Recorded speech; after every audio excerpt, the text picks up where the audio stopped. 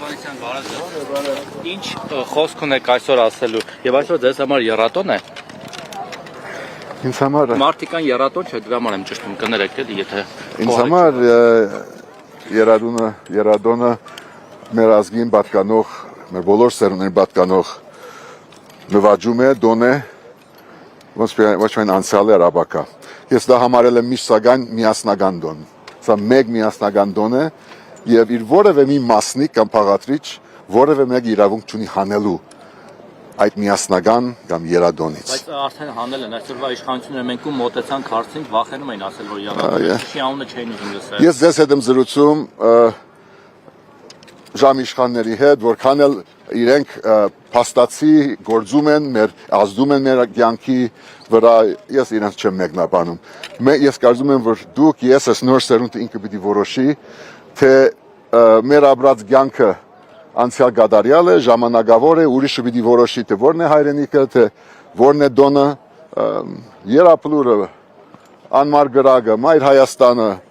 յուրաքանչյուր դեղ, որտեղ հանգչում է հայ զինվորը, բոլոր սերունդների դա մեր հավաքավայրն է եւ դա մեր հարքակ մատուցելու եւ դոնելու նաեւ վայրն է։ Դա Հայաստան, դա հայրենիք է գոչվում եւ ոչ մի անուն, որ դուք հիմա ինձ դաք, ոչ մի անուն իմ փոխարեն, Լեո Ռիչարդի փոխարեն, մեր նոր սերունդի փոխարեն չի որոշելու։ Եվ իրենք ինչպես եղել է գարկով թե արտագարկ կանցնենք գնան եւ մենք ունենանք մեծ խնդիր, թե ինչպես պիտի շարունակենք մեր կյանքը։ Գնացել եք Եռաբլուրը այսօր դուք, պարոն Հովհաննիսյան։ Ոչ, չեմ գնացել։ Գնալու եք։ Կգնամ, բայց կգնամ, երբ որ վգաները քիչ լինեն, որ աժիոտաժը քիչ լինի։ Որ Եռաբլուր գնում եմ մեկ-մեկ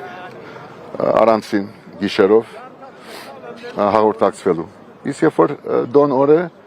կներկայանամ բաճաշ գարկով ձեր հարցերին պատասխանելու համար։ Լեո Ռիչարդը գիտի այսօր ուր է եկել, ինչ տոն է, պատմել եք նրան։ Քանի տարեկան է։ Լեոն 4 տարեկան, ինչու ենք եկել Լեո։ Լեո ջան, ինչ կասես։ Որտեղ այսօր հաղթանակի օրն է։ Ոյ ապրես դու։ Ո՞վ է ասել է պատմել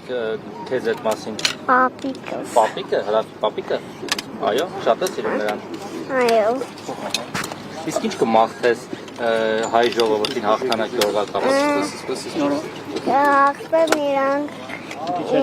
շատ բարի լինեն եւ չարերին հաղթեն։ Շատ քաղաքական մաղթանքներ, բայց